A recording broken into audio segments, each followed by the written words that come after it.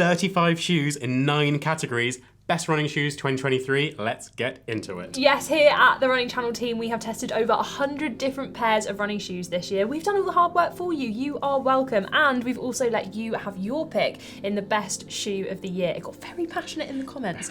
But more on that later. First up is the best all-rounder. And the nominations are Mizuno Wave Rider 27, Hoka Mach 5, and Brooks Glycerin 20. Starting off with the Mizuno, which has had a big update to the upper, but apart from that, from the 26, it hasn't updated too much. Yeah, they've stuck with what they know and their consumers love, sticking with the plate, which, for not a lot of people know, Nike weren't actually the first people to put plates in shoes. Mizuno were rocking the plastic plate long before Nike came along and changed the game when it comes to carbon-plated shoes, which we will get onto later. But this foam paired with this plate just makes for a great all-rounder shoe. Yeah, one thing that I really like that they've done with this version is they've released some incredible colourways, and this shoe is everything that you want in an all-rounder. I have worn this for interval sessions, I've worn it to run, I wore the 25s for my first ever marathon. This is a go-to shoe if you just want one no-fuss shoe that can do it all.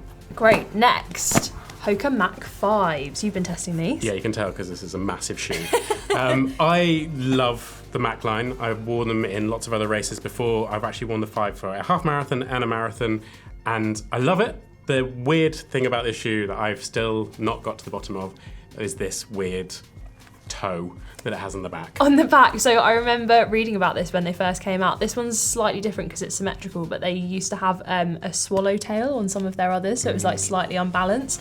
How much it actually does for the average runner, I don't know, but what I do like about the back of the shoe is the fact that you've got a nice bit of height behind the heel, something to get used to. Potentially if you wear shorter socks, this might be a bit of a blister point, but I actually quite like it. It really feels like it supports the back of my foot. And it has, surprisingly for quite a lightweight and responsive shoe, the amount of cushioning it has in there is fantastic. And like on that, Hoka actually built this as a responsive, quite lightweight shoe because Hokas are known for having a thick stack height. But actually, this shoe is fantastic in all distances. Like I said, I've run marathons in them, but they also perform really well in speed sessions, and just any session I was throwing at it, they just perform really well. Again, another great all-rounder. And then we are on to the Brooks.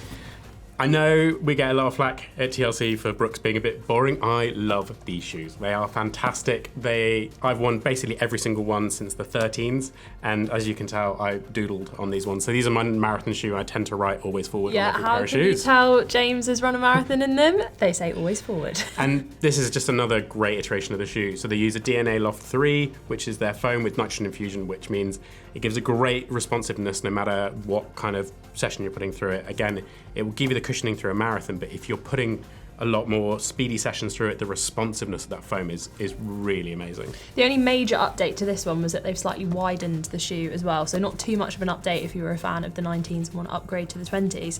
And in fact, with all of them, you've got the 27th iteration, the 5th iteration, but all of the Macs have been pretty good, and this is the 20th. But James, who's taking the win? Here's the Brooks Glycerin 20s. Great update, great all-rounder shoe, and if you want something that you can slip on your feet and do pretty much any session in, these are our pick. Next up, we have one of the most discussed categories of this year, best carbon-plated shoe. Yes, and we have the Saucony Endorphin Elite. We also have the Adidas Prime X2 Strung, the Hoka Mach X, and the Under Armour Flow Velocity Elite. You might be thinking now, there's a shoe missing from that list, and don't worry, we have also tested the Vaporfly 3s. However, if you've watched our video where Andy did a 1K all-out effort in lots of different carbon-plated shoes, he actually thought that the 1s and 2s were better than the 3s, so that is why it hasn't quite made the best shoe list this year. And I've got to also congratulate Sarah for getting through the entire list of those carbon-plated shoes. Every year, they get longer and longer names. It is absolutely ridiculous. One thing that we are excited though for, that probably will be make best shoes 2024, is the new Alpha Flies are going to be coming out, and also the Adidas £400 shoes.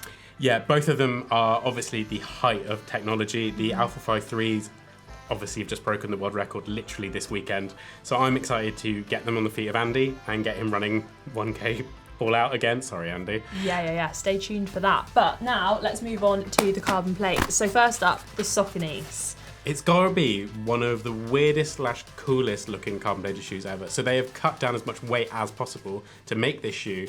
And you can see with the cutaways they've made and the whole strip through here, they've cut as much weight as possible while also trying to keep as much structure. So there is actually a band that you can see that runs under the plate and up to the top to basically keep that foot locked in place with the amount of material that isn't there. That is the way they get around it. But it does look a bit like a clog. It is incredible seeing the lengths that they will go to cut out weight reduction and just all of the kind of little holes. Andy said when he first tried them on that this really feels like a step up in the evolution of super shoes, and it is a really great, really fast shoe. Definitely an acquired taste in terms of looks though.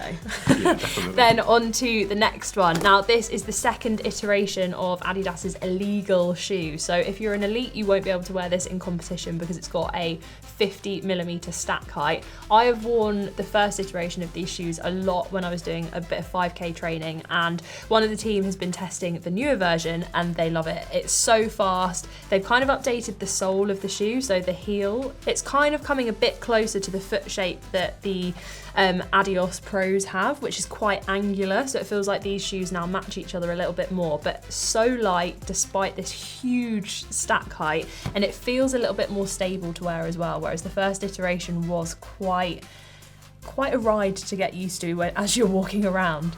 And again, they are a amazing looking shoe, which brings us on to the next one, which has a mermaid vibe to it, I've got to say. Yeah, the colourway on this is beautiful. Again, it's a Hoka, so you've got a nice little feature on the heel of the shoe. These actual shoes do stink a bit because they've been on Tom's feet. Literally a couple of days ago, they crossed the finish line of Chicago Marathon. And Tom and I both tested these, and for slightly larger runners, this is a fantastic way to get into carbon plated shoes. With the high stack height of these kind of shoes, running when you're a slightly heavier shoe, they can feel incredibly unstable. These are designed for the elites, who are probably about half the size of me. So these shoes feel a lot more like an everyday carbon plated shoe. For every kind of runner, you can come in and reap the benefits of having a carbon plate. One thing as well is that with these shoes, they've definitely got the best outsole of any of the carbon plates we've got in front of us right now. You've got a much thicker kind of rubber, so slightly heavier, but again, they're going to be a little bit more durable. Then on to the last ones, which you might recognise because Mo wore these to break 3 hours for the marathon back in May earlier this year, and he loves these. Yeah, obviously they don't look like the rest of these shoes. They have a lot less stack height. They're a lot more responsive when it comes to those faster speeds. So come marathon time, obviously Mo did a fantastic effort in these shoes, proving that they are phenomenal shoes in the marathon distance, but they don't look like marathon shoes. That's what's been so surprising about them. Yeah, and this is Under Armour's kind of first shoe entering into the carbon plated world, and they've done a really good job considering that this is their kind of first iteration, where all of these are kind of updates to previous models. Mo did say that these are a lot less cushioned than some of the other carbon plated shoes on the market, maybe a little bit closer to what you would expect with the like Vaporfly ones, although all the other carbon plates seem to be heading towards bigger stack heights, more cushion, more foam. But he said that these are great and they lasted him a whole marathon, so a great option. Definitely, but if you want to learn more about the shoes, Andy did an entire video all about the shoes and the fact that it won New York City Marathon last year. But James, out of all of these, what have we picked? We have picked the shoe for everyone who wants to get into carbon plated shoes. This Hoka Mach X is a fantastic shoe. Yeah, some carbon plates are quite daunting and will be quite a big step away from your everyday trainer. This is a great bridge between the two. Can we now get rid of it because it stinks? Yeah, let's go. Oof, now it's my favourite category, best distance shoe. Yes, and we have the On Cloud Monster, the New Balance SC Trainer V2 and the ASICS Super Blast. Starting off though with the Ons. Yeah, so I put the testing in for these three shoes and this shoe was a real surprise. I have kind of struggled sometimes with running in on shoes, and with this max cushioning shoe, I was really interested to see how it would react. And I put it through half marathons, a lot of my long runs for marathon training and for ultra training, and it was almost a shoe I wore to comrades.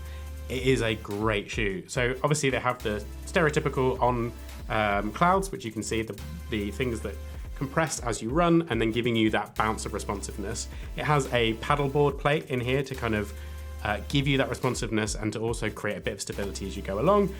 But it is a fantastic shoe and also a great looking shoe. Yeah, you see so many people going out for their kind of everyday longer runs in this shoe. I think max cushioning is something that people really, really like. And if you're a fan of that, give these a go, because the technology in the bottom, I think this is the best version of an On shoe using the cloud tech. Yeah, no, definitely. Next up, Speaking of tech, New Balance. this is a monster of a shoe. I actually tested the V1s and I just didn't get on with them, mainly because they had quite a large stack height. But actually, kind of going against what every other shoe brand is doing with these kind of max cushion trainers, they've actually reduced the amount of cushioning. They've created a fantastic shoe with this hollow network.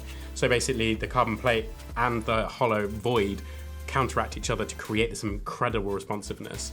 And I love this shoe, and it's probably going to be my marathon shoe in a couple of weeks' time. One thing that I would say is that the foam on this is so soft. Like, you can really squeeze. Even, oddly, they're called clouds, but this is a much firmer foam than what you've got in the bottom of the New Balance. So really cushioned shoe there. And then finally, also speaking of foam, the ASICS. Yeah, this combines their two foams. So their actual racing trainer technology and then their traditional everyday trainer foam to create this absolute whopper of a shoe.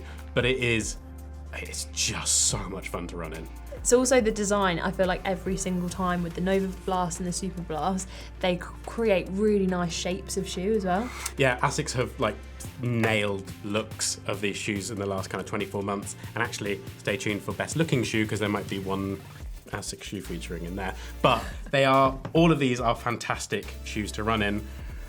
But I had to pick one winner, and this is just so much fun. I thoroughly enjoyed every run. I actually ended up just picking this one for every training run I wanted to go out. I was like, oh, I need a shoe. This was the shoe I went for. Even though I knew I needed to be testing other shoes along the way, I would just pick up this one. That's a good sign. When you want to reach for it, whether you have a bad day or a good day, whether you're looking forward to a run or not, you know that's a good shoe. Definitely. So next up, we've got the best update. So in the nominations, we have the On Cloud Surfer 7, the ASICS Gel Nimbus 25s, and the Hoka Rocket X2. Yes, so starting off with the On. Now, this is interesting. So we were just talking about the Cloud Monster and the Cloud tech they had in that. And this, they've kind of used their normal technology, but just tilted it slightly. Yeah, so this is kind of the first of the On shoes to kind of move away from that traditional look and move to what Andy, who reviewed these shoes, said is the most comfortable On shoe he's ever worn, which is a big statement. Especially as, the stack height isn't as high as the likes of the Cloud Monster either. So the fact that it is so cushioned, it definitely feels a little bit softer than the Cloud Monster as well, which might be why you've got that really nice cushioned ride. Yeah, definitely. I actually tested the original ones of these and just didn't find them that enjoyable to run in, whereas these are fun to run in. Also really nice lacing system as well to get a nice tight fit over the top of your foot. Yeah, but Andy, clean your shoes, mate. Yeah, clean your shoes. Speaking of laces, I think award for the longest lace has to go to the ASICS Gel Nimbus. Look at that. Yeah, I've actually just cursed myself by saying, Andy, clean your shoes, because these are my shoes. But yeah, these are fantastically comfortable shoes that ASICS have produced. Their Gel Nimbus line, I never found that exciting before, but then they smashed the market with this shoe, and it is a massive shoe. You get that comfort from this huge amount of cushioning, but also the plushness of every element. It all goes together to feeling a super comfortable shoe. Yeah, one thing that I really liked when I was testing these is the amount of cushioning you get around the back of your foot as well. It might take a bit of getting used to, but it really does lock your foot in. And is this your comrade shoe, James? It might well be. It's another James shoe that he's written on.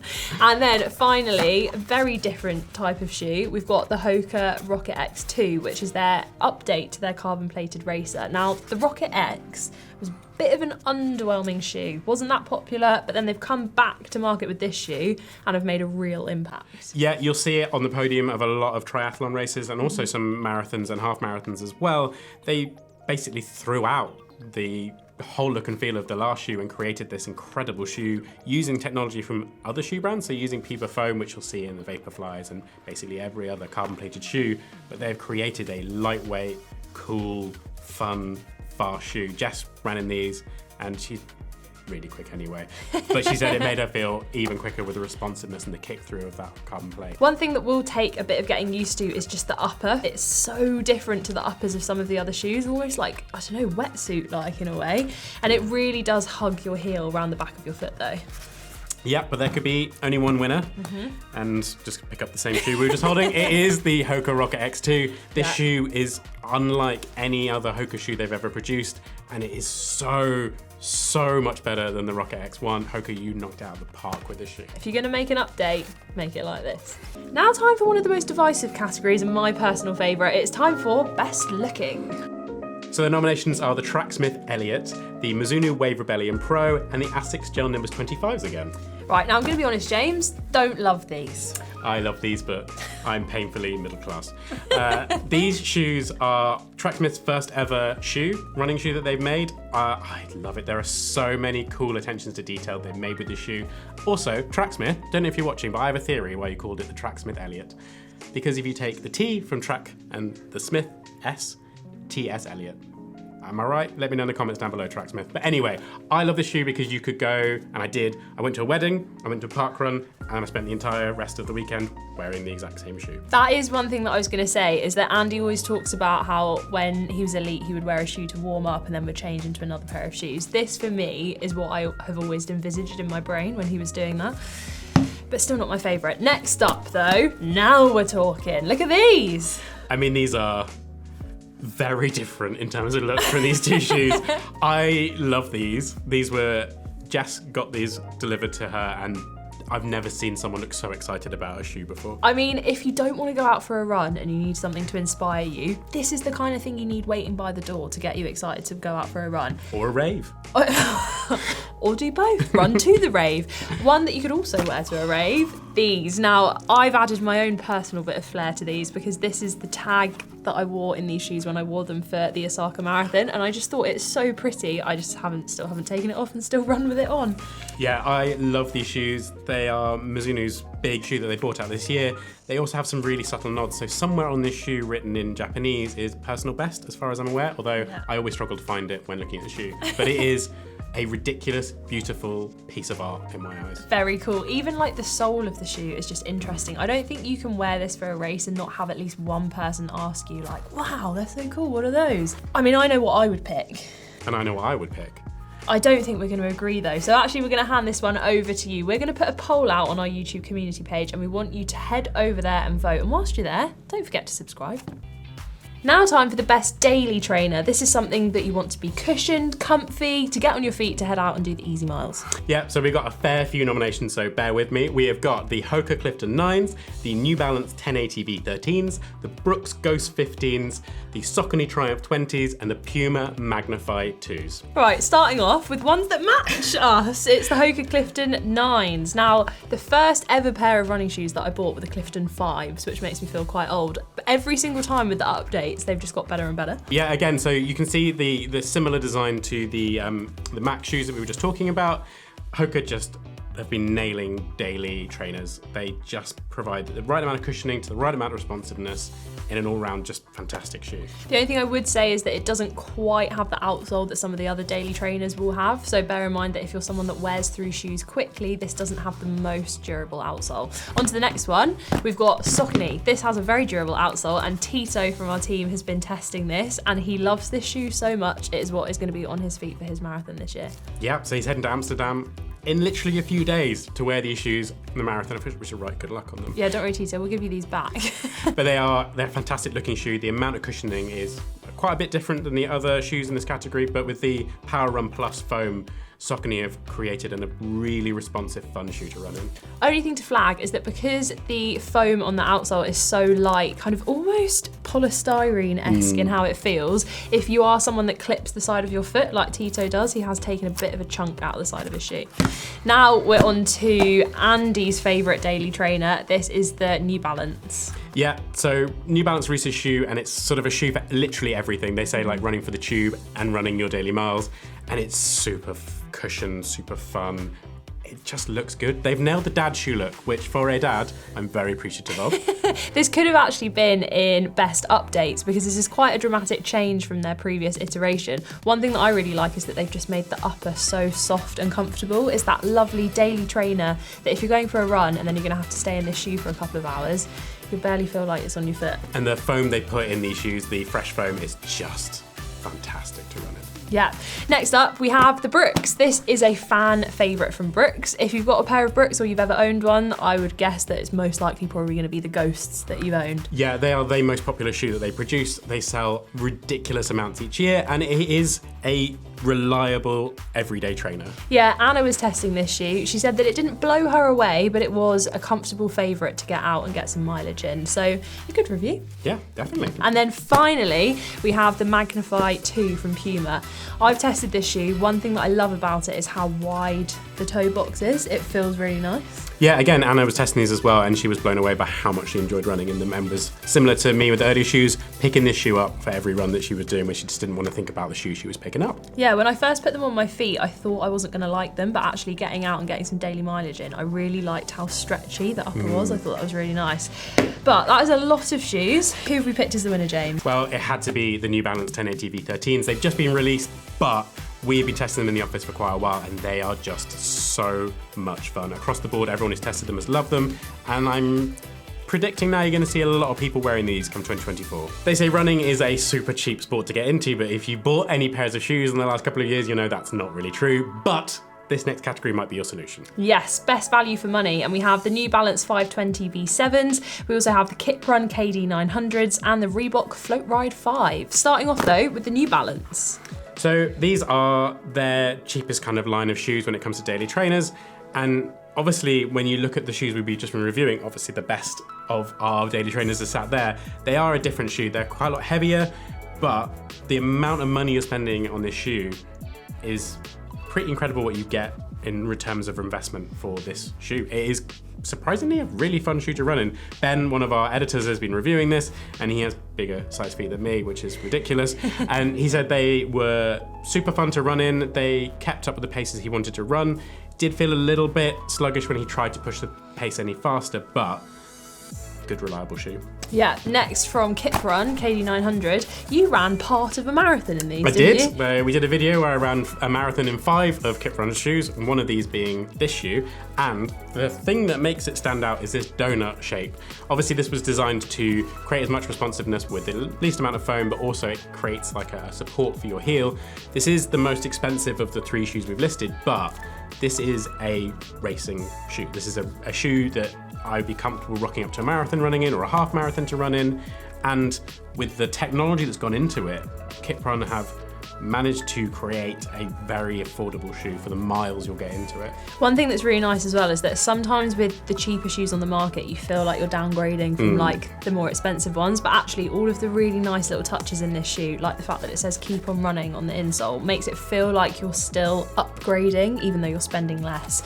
And then finally, we have this shoe from Reebok. Love the design of this, so nice. Yeah, so it's another shoe similar to the Kip Run shoe, where the foam, you're not having to make any downgrades when it comes to the cost of pricing. This is another shoe with fantastic foam, with fantastic responsiveness. It has a large amount of recycled elements within the shoe as well, and for the price, it's a really good looking shoe. Definitely got the best heel support of all of the shoes going all the way up your foot. And actually, one thing that you do get from the slightly cheaper shoes is great rubber outsoles, so they are going to be really durable. But which ones have we picked as the winner, James? Well, I have a special place in my heart for the Kip Run KD 900, so that's what we've gone with this year. Yeah. Okay, now it's time for best for speed. So we've got 4 here. So we've got the Saucony Sinister, the Adidas Adizero Takumi Sen, the Magic Speed ASICS shoe, and the New Balance Super Comp Pacer. All of these have incredible names, starting off with the Sinister shoe from Saucony. Yeah, so we put these to our speedy runners. So Jess and Mo have been testing these out because I just don't think I would get anywhere testing with these shoes. So they've been tested on the track and on the roads. Mo said these performed incredibly well on the track. There's very limited grip, very limited foam. It is all about speed. Yeah, definitely. It like resembles kind of a racing flat, doesn't it? Everything's been stripped out, super snug around the heel. Nice shoe. Next up, similar as well. Super, like just no stack height. You're so close to the ground in all of these, and this is from New Balance. Yeah, so all super lightweight, all incredibly light to hold, but they still have the technology similar to the other New Balance shoes. So this has got the Energy Arc, which you'll see in the Super Comp trainer and also the Elite Racing shoe as well. They have the same technology, but in this ridiculously lightweight shoe. Yeah. Mad. Then the Magic Speed, a great name again. Yeah, they keep the stereotypical lines through ASICS, so magic and speed. You know what you're going to get when you get these kind of shoes. A phenomenally quick shoe. I've seen some PBs broken in these shoes. Jess, on the first day that she received these, went and broke a 10k PB. We wouldn't advise wearing a new pair of shoes for race day, but she got so excited she wore them and they worked. Amazing. And then finally, the Adidas. These shoes really are like one step away from their kind of big carbon plated racer. So if you want something that is speedy, has got the same like rods going through it, which is Adidas's carbon plates, this is a great option. Yeah, again, super lightweight, but it has that exact same kind of outline as all the other Adidas shoes that you would think of when you think of carbon-plated racing shoes. But there can only be one winner, and Mo was just blown away by how quick the Saucony Sinister is, and just a scary name for a shoe that has to be admired. So we've only got a couple of categories left, and now it's time for best support shoe. So we have the ASICS Gel Kayano 30s, the Brooks Hyperion GTS, the Saucony Triumph, and the Puma Forever Run Nitro. What's really interesting with all of these shoes is that everyone in the office has tested these, and not all of us need support shoes, but a lot of us have enjoyed testing different support shoes, especially with these. Yeah, so I actually went out to Berlin for the launch of these shoes, and again, they were a shoe I was like, I don't need support shoes. But actually, I did some quite a long mileage. I ran to the end of the Berlin Marathon to kind of experience how I would feel if I was running Berlin. And yeah, there was a surprising amount of cushion that I didn't realize I needed. So they have this 4D guidance system, which very much supports you when you need it. It very much feels like it adapts to when you're running. And obviously, as you get more tired during a marathon or any kind of race, you'll need that extra bit of support, and it feels like it just sort of comes in when you need it. It is a fantastic shoe. Support mainly for overpronators, so it has a really wide toe box to give you that splay so you can create that support yourself, and then all the other bits of the support shoe.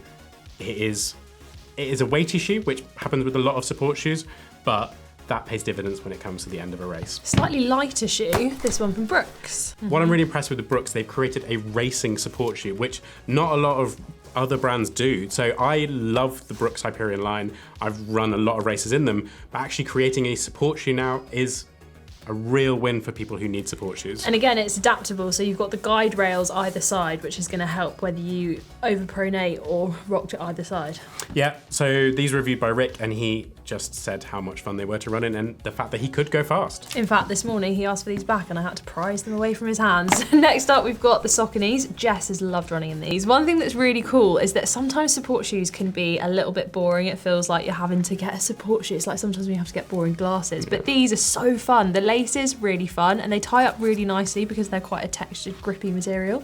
Another thing that is great that they've brought across to this shoe is the Power Run PB foam, which you'll see in a lot of the other racing shoes, so you don't have to make those sacrifices when you need a support shoe when it comes to that speed and responsiveness. Slightly less aggressive than some of the other support shoes, but it's there when you need it. And then one that has really, really surprised me is the Forever Run from Puma. Now, everyone in the office has tested this shoe. I got given these shoes and I really like the Puma Deviates, and so I always went towards the Deviates. Then I put these on and I have not stopped using them. I wore these for Chicago Marathon, I've worn them for easy runs, I've worn them for interval sessions. Like this, I don't need a support shoe, but I love it. What is wonderful about these shoes, like Sarah just said, is that everyone in the office has worn them, but we've all got the benefits of it. So this is like a support shoe for everyone. What is great about it and why it works for so many people is there is varying types of foam going from the outside to the inside of the shoe. So basically it creates that kind of cushion to pull you in when you need it, but if you don't need it, it doesn't need to react that way. So it is a very adaptable support shoe, which has meant that a lot of people wearing it don't even know they're wearing a support shoe. Can I do the winner for this one? You can. All right, I think you can guess by our reactions. The winner for this category is the Puma. It's a support shoe where you might not think you need it, but actually get a pair of these on your feet and feel the difference and feel how nice easy runs are because you've got that little bit extra support. And this actually leads us perfectly to our shoes of the year. Let's Yes. get rid of these ones. Goodbye. Right, I'm going to start off with my shoe of the year, which is the same shoe. It's this. It's really surprised me. I think shoes are getting flashier, the carbon plates are getting more extreme, illegal shoes are coming into play, and there are so many exciting shoes that we'll be able to talk about next year that we can't talk about yet that we've seen. But actually, the shoe that's impressed me the most this year is this one. It's such a good daily trainer. Yes, it doesn't have a carbon plate. Yes, it's not the fastest shoe on the market, but actually, for the runs where I don't want to go, this has saved me many times and has actually made me excited to run. And that leads nicely into my shoe of the year, which is the ASICS Gel Nimbus 25s. It was my comrade shoe. I ran 11 hours and 51 minutes in this shoe, so it'll always have a special place for me. But a lot of my friends have worn this shoe based off my recommendation, and they have all been complete converts to this shoe. It sits literally next to my laptop while I work to remind me of this incredible journey that I went on. So it's not just a great shoe, it's also now like a memento for me. So I have such an emotional connection to this shoe. And now, not about James, about you. What did you vote for as the shoe of the year? Well, this really surprised me. So this is the Saucony Endorphin Speed 3, and this won by a ridiculously large margin compared to the other shoes on the market. And I can kind of see why. Andy's reviewed these shoes and just said how much he enjoyed wearing them. They're super fast, super responsive. Speed is in the name. Speed is definitely in the game when it comes to these shoes. The stack height, there's a large amount of foam in there. The looks, if you like purple, they're a great shoe.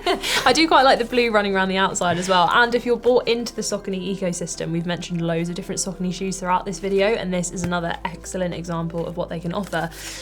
And now I guess we need to know if we were wrong. What do you think? Let us know in the comments. Are there any shoes that you would put into certain categories? Is there a favourite shoe of the year that you think we should have mentioned? Let us know. We love discussing it. And of course, we'll be back next year with another best shoes video. If you want to go and see what the best trail shoes are from this year, it's getting muddier in the UK, then go and check out this video where me and James ran through the best trail shoes 2023.